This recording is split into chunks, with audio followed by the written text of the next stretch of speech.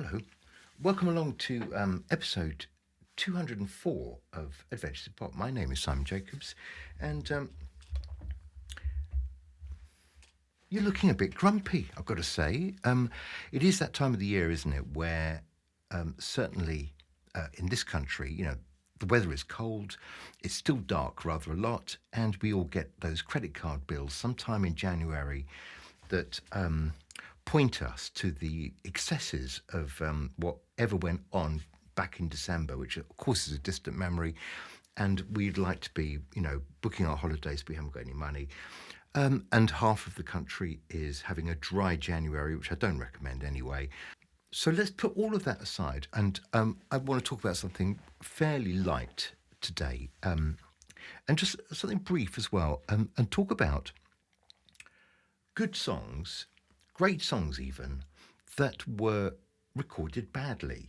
I'm talking about maybe not always great songs, but songs that have been popular, have probably done well, have reached a certain level of success, and now are regarded as kind of production problems, production potholes, if you like. So where did this all come from? When I was doing a bit of research for one of the previous video casts, I think I was looking back at some of the albums, the early albums of Elvis Costello and the Attractions. I came across some notes about the album Trust, actually, which I don't think necessarily falls into this category, he says hastily. But what was said about the album Trust was that things were not happy in the recording studio. There was a lot of alcohol going on, not least with Nick Lowe, apparently, allegedly, who I love, by the way, who was the man called upon to produce that album, along with actually quite a few of those really early Elvis Costello and the Attractions albums. So at the beginning of 1981, Trust came out. It didn't do particularly well. It was I think it was a bit of a commercial flop. I don't think it's even particularly highly regarded, although I have to say I loved it, and I still think it's up there with the best. But apparently there was quite a lot of mayhem in the studio, quite a lot of drunkenness, including by the producer, and as a result, I think people came away from that thinking this album could have sounded a lot better. And that actually the problems of those individual people, Elvis himself, the members of the Attractions, Nick Lowe, the producer, found its way onto the record itself. And, there were mistakes, apparently. Well, I can't hear them, and I actually think it's a really good record. But it got me thinking about whether there were some sort of generally held tracks, songs that have been recorded, where people generally look back at them and think, how did that get by? How did that get released in the first place? And then, the irony is some of them went on to be really big hits. So you might have some of these yourself. And if you have, I'd be really interested to know. And by all means, post them under the video. And I guess it's either great songs recorded badly, or at the very least, big hit songs that were recorded badly. And when we talk about recorded badly, I know that we're not all studio aficionados. We don't all spend our time sitting there concentrating on the production values of every song we listen to. But sometimes I think we will come across a song where we think, I'm just not able to hear. I can't hear all the words. The words are muffled. The sound is generally muffled.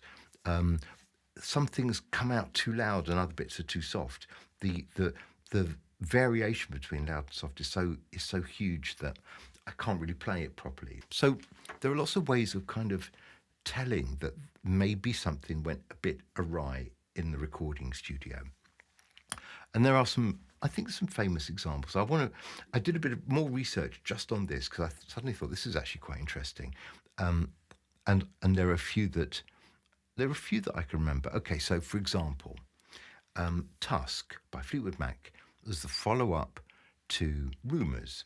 It took a little while to make it. I think that the pressure was probably quite intense to follow up one of the best-selling albums that had ever been made, and all of them, particularly I think Lindsey Buckingham, were snorting things that would probably, I would say, blunt their ability to kind of perceive whether they were having a good session or a bad session. I think the entire country of Colombia got snorted.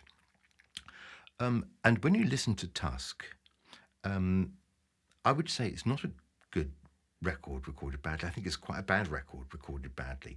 So, yes, it did quite well. It did quite well because obviously Rumours had just done stonkingly well.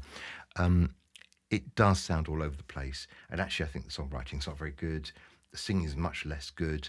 The whole thing isn't really hanging together. And apart from one outstandingly brilliant track, which is Sarah, I don't think there's another track on there that I particularly like, and it was a double album. And that is always a sign of self-indulgence or too many drugs or both.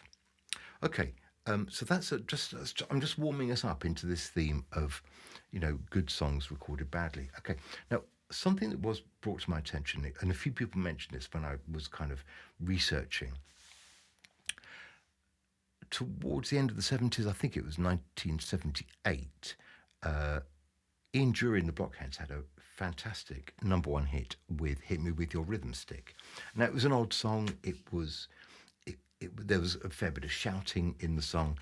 I actually thought it was fantastic and, kind of oddly funky.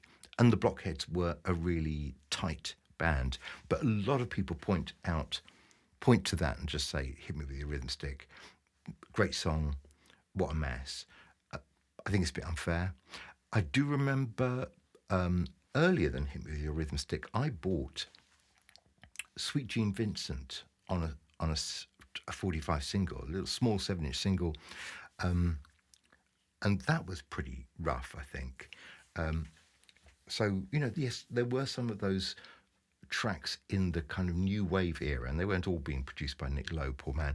But there were some tracks in that new wave period, I'm talking like 77 to early 80s, that were a bit ropey.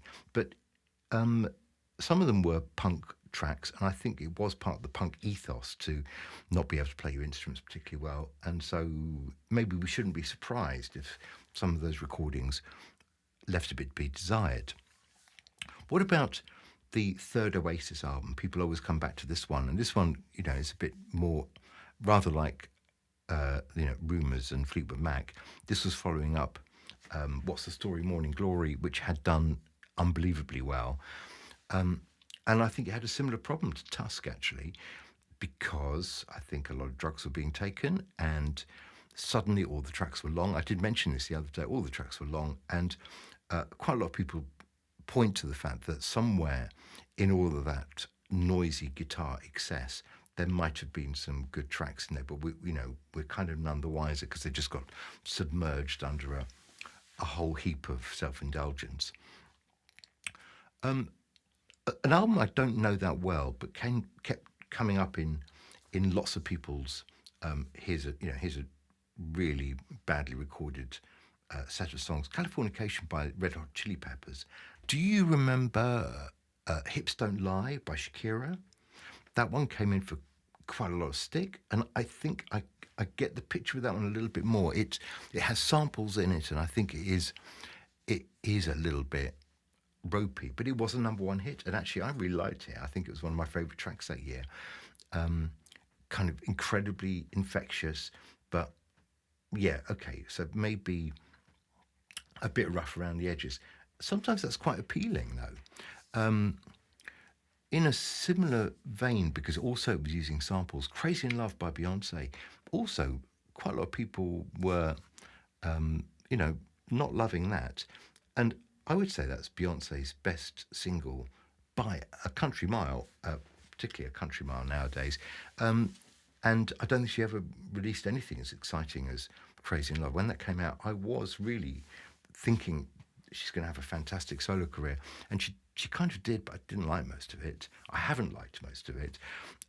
Crazy in Love was an exception, and yes, I think you could probably go back and make it a bit smoother and slicker. But actually, some of it, the rough around the edges bit of Crazy in Love, kind of enhances the track, I think. So I'm arguing both ways here because sometimes I think it's fair and sometimes much less so. Okay, what about there is a track from the '60s that I think I've always thought how on earth did that ever get released? And likewise, this was also a number one hit. It was very early on in the Moody Blues career. I think it might be even their first single, or certainly at very near the beginning. Go Now by Moody Blues. Go and check that out. Go Now. The lead voice is really distorted, and not in a nice way. It's distorted in a way that makes you think either he was too close to the microphone, or the microphone was turned up too loud, or just nobody in the studio really knew what they were doing. It's not very nice. It's a really good song. It's a great track, actually. It still has, energy, but boy, they could have made it a little bit kind of pleasanter, nicer on the ear. So that's one that I think is kind of interesting. If you go back and listen to some of the real classic '70s Elton John albums, and I'm thinking in particular Captain Fantastic, I think this was probably done on purpose, but I think Ray Cooper was his percussionist, and part of Ray Cooper's kind of signature thing, and it became a kind of signature sound of some of those interesting Elton John albums from the mid '70s, is just how loud the drumming is. So this is a good example of those contrasts where, you turn it up at the beginning of the track because it's just piano and maybe Elton singing, and then the band comes in and gradually gets louder. But then, oh boy, when Ray Cooper kind of hits that drum for the first time, and a good example of this. Go and listen to Someone Saved My Life Tonight, which is on Captain Fantastic. And it takes a little while to get to that point where Ray Cooper enters the fray with some drumming. And if you've turned your stereo up a little bit louder, you turned your little earphones up a little bit louder, I mean, the sound engineering generally is really nice. But when that drum comes in, and I'm sure they did it on purpose, it's so loud, your ears might bleed, and it would knock a cup of coffee off the table. Really loud, and I'm guessing they did it on purpose because I think they knew what they were doing, but quite a contrast. Then there's a slightly different category, probably, which is, we're back to bad songs recorded badly, but they were hits. Okay, so they were really hits, which means they were really popular, which means that just because I think they're not very good or they weren't recorded very well, who cares what I think? Do you remember '80s, mid '80s, or late-ish '80s, T'Pau? Do you remember the lovely T'Pau? What was she called? Carol Decker? China in Your Hand. It's just a bit of a mess, and the singing. Don't tell anyone I'm telling you this, but the singing is quite out of tune. So that is a track that I could barely listen to because it just seemed like they hadn't tuned up. The singing's out of tune. They didn't notice, and they released it, and for some reason it got to number one. Kind of weird, isn't it? Early '80s, there were a few British female singers around who were certainly challenged by staying in tune. Toyah. I don't want to be horrible to Toyah. I'm sure she's a really nice person, but I couldn't bear any Toyah records because she just couldn't sing in tune. She was always quite near the note, but I don't know. Go and listen to It's a Mystery. It's fairly unlistenable too. And she really wasn't the only one. There was some other, Hazel O'Connor. Do you remember Hazel O'Connor? None of it's good. These are people who just couldn't sing in tune, and some of those tracks were really pretty awful. I think I would even go as far as saying, the early Kim Wilde tracks, they don't stand up well to the test of time, and the singing's not great, and it all sounds really thin. Likewise, I'm on a roll here, aren't I? Sheena Easton, those first few really big hits, Morning Train, 9 to 5, are pretty awful. And it all sounds very, yes, very thin, very tinny, bit trebly, and the song, the voice isn't really that good. Sorry, I'm going to be in awful trouble after this. I have to do another list, maybe another time of bad songs recorded really well. No, I don't think that's going to work. So look, that essentially is my list.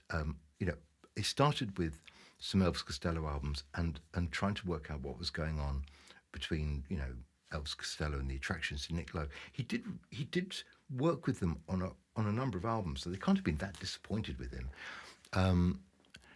Get Happy was a bit of a strange sounding album, but it was trying to recreate a kind of soul, those quick songs that had a real soul sensibility, a bit Motowny, a bit Stax, from an earlier era, and it kind of did it really well. And again, I think maybe there was some drunkenness involved, but actually I love those albums. So I guess what I'm saying is it could go either way, but isn't it interesting that people are prepared to look past the clicks and the pops and the bad singing, and maybe the things that come in too loudly, and just the raspy tone of a band not performing particularly well. They're prepared to look past all of that because there can still be something in that recording that to many ears is magic. So it's a really interesting area where sometimes stuff can get released, and people are just prepared to forgive the fact that it's fraying at the edges because it's got something that they love. Let's leave it there. Talking of good songs recorded badly, I hope we're not referring to my next single, because I'll be back in a few days to talk about my new track, which is coming out on Friday the 25th, and it's called Speed Dating. Bit of a different sound as well for this one, and I'll tell you all about it next time. You take care. Bye-bye.